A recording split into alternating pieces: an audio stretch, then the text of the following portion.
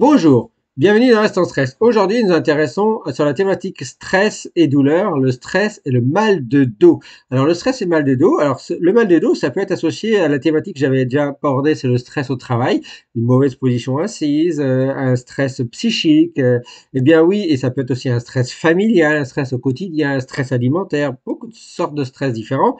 Eh bien, le stress peut entraîner des douleurs de dos. Pourquoi? Parce que, en fait, il faut savoir qu'il y a une hormone à la base de tout ça qui s'appelle le cortisol. Et lorsque le cortisol se déclenche, associé au stress chronique, c'est l'hormone du stress, eh bien, ça provoque une inflammation chronique dans notre corps. Ça affecte notre système nerveux central, donc tous nos neurones. Ça affecte nos muscles, notre métabolisme énergétique. Ça provoque des tensions musculaires qui peuvent affecter notre colonne vertébrale, notre cou, notre nuque et notre dos. Donc vous voyez que le stress chronique a un effet sur notre dos. Les douleurs de dos, on appelle ça les dorsalgies, parfois on vous parle aussi des lombalgies, c'est pour les lombaires.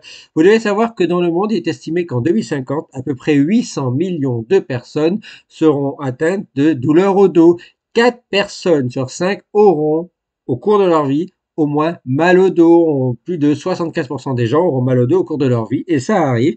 Ça peut être lié à du stress, stress psychique, stress physique, stress familial, stress au travail.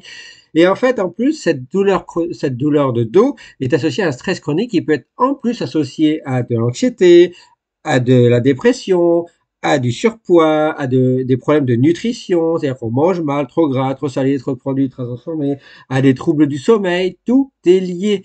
Et en général, c'est le dos, le cou, la colonne vertébrale qui sont affectés, et même les lombaires, donc on appelle ça les lombalgies. Et le cortisol, en fait, ça joue autant sur la régulation du stress, notre défense antioxydante, notre énergie, que sur notre système immunitaire. Et donc, ça provoque une inflammation. Et donc, ça provoque une perturbation de nos petites mitochondries, une perturbation de notre stress. Ça peut même affecter notre propre microbiote intestinal, être associé à des dysbioses sur le long terme. Et donc, si ça provoque des dysbioses, des altérations de notre microbiote intestinal, eh bien, qu'est-ce qui se passe? Eh bien, en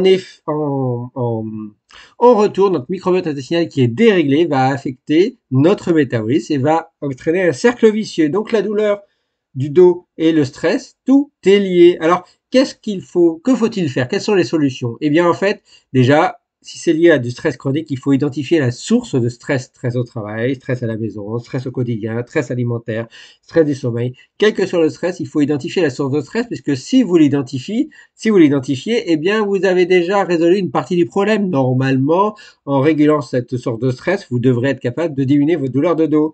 Et puis aussi, il faut éviter la sédentarité, être trop longtemps assis, faire du sport, pas du sport en excès, mais faire du sport régulièrement, tous les jours, est bon pour la santé, est bon contre la douleur, contre les douleurs du dos, contre le mal de dos, et donc contre les dorsalgies.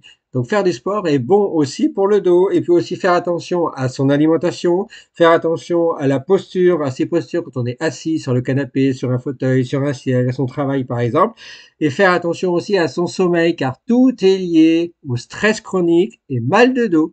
Voilà, vous en savez un peu plus sur pourquoi le stress est associé ou provoque des mal de dos. Merci à vous. Ciao, ciao, ciao.